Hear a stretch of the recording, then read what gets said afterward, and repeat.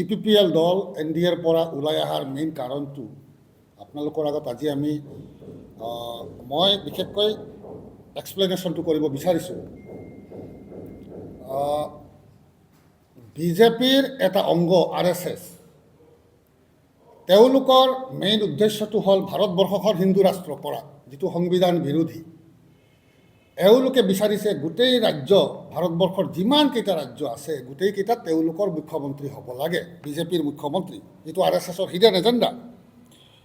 তেওঁলোকৰ ইচ্ছাটো হ'ল ভাৰতবৰ্ষ UCC কৰা। তাৰ মানে কি, যদি হিন্দু ৰাষ্ট্ৰ হয় তেতিয়াহ'লে আমাৰ ইয়াত কোনো ৰিজাৰ্ভেশ্যন পলিচি নাথাকে, ST SC OBC এইবোৰ নাথাকে। গতিকে আমাৰ যে 7 জনগোষ্ঠী যিটো বিচাৰি আছে অসমত, তেওঁলোকে আননেচেচাৰিলি আন্দোলন কৰাৰ নিচিনা হৈছে, কাৰণ এওঁলোকৰ হিডেন এজেণ্ডাটো মই আজি আপোনালোকৰ আগত দাঙি ধৰিছোঁ। কাৰণ এওঁলোকৰ মেইন উদ্দেশ্য হ'ল মুছলমান ধৰ্মটো ক্ষতি কৰা, মুছলমানসকলক তেওঁলোকে মিয়া মিয়া বুলি কৈ আচলতে মুছলিমৰ ওপৰত টৰ্চাৰ কৰি আছে। এইটো হ'ল মেইন RSSৰ এজেণ্ডা।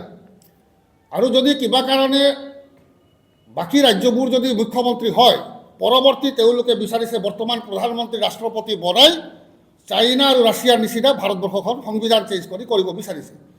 গতিকে মই বিশেষকৈ জনজাতি মানুহসকল, ST SC OBC আৰু মুছলিম সম্প্ৰদায়ৰ মানুহক মই আবেদন জনাইছোঁ, আপোনালোকে সতৰ্ক হওক। এওঁলোকৰ যিটো হিডেন এজেণ্ডা, এইটো আমি একমাত্ৰ বেলটৰে আমি এইটো নিৰ্মূল কৰিব পাৰোঁ। আদাৰৱাইজ এওঁলোকৰ যিটো উদ্দেশ্য, তেওঁলোকে কোনোবা কৈ থাকে যে আমি ইণ্ডিজিনিয়াছ মানুহৰ লগত হেৰি কৰিম, এই সম্পূৰ্ণ মিছা কথা আৰু ভুৱা কথা। কাৰণ তেওঁলোকৰ মেইন এজেণ্ডাটো হ'ল ৰিজাৰ্ভেশ্যন পলিচি খতম কৰা, মুছলিম ধৰ্মটো খতম কৰা। গতিকে এইটো হ'ল হিডেন এজেণ্ডা। গতিকে বিশেষকৈ আমি BTC এৰিয়াৰ কোনোমতে সেইটো চলিব নিদিম। আমি আজিৰ পৰা ৰাইজৰ যিবোৰ আমাৰ মুছলিম সম্প্ৰদায়ৰ মানুহ আছে তেওঁলোকক গৈ আমি আজি এৱাৰনেছ কেম্পিং আৰম্ভ কৰিম, আৰু জনজাতি সম্প্ৰদায়ৰ মানুহক আমি এৱাৰনেছ কেম্পিংটো আৰম্ভ কৰিম আজিৰ। নহয়, NDA যিটো পৰিচালনা কৰি যিটো চিন্তাধাৰা কৰি আছে সেইটো আমাৰ লগত নিমিলে। আমি ছেকুলাৰিজম পাৰ্টি, আমাৰ পাৰ্টিটো ছেকুলাৰ, সংবিধান বিৰোধী নহয়। কাৰণ তেওঁলোকে সংবিধানটো চেঞ্জ কৰিব বিচাৰিছে। গতিকে তেওঁলোকৰ যিটো হিন্দু মুছলিম, আচলতে হিন্দু মুছলিম নহয়, এইটো এটা ইছ্যু, যাতে মুছলমান ধৰ্মটোৱেই ক্ষতি কৰা, হিন্দু ধৰ্ম, হিন্দু ৰাষ্ট্ৰ কৰা। হিন্দু ৰাষ্ট্ৰ কৰাৰ লগে লগে আজি ST ৰিজাৰ্ভেশ্যন পলিচি খতম হ'ব, OBC খতম হ'ব, SC খতম হ'ব, গোটেইকেইটা ক্ষতি হ'ব। গতিকে আমি এই মুহূৰ্তত যদি সকলো ঐক্যবদ্ধ নহওঁ, তেতিয়াহ'লে আমাৰ বহুত ভয়ানক পৰিস্থিতি আমাৰ সন্মুখীন হ'ব লাগিব। বিশেষকৈ আমাৰ বড়োলেণ্ডতো আমি কৰিবই নিদিম।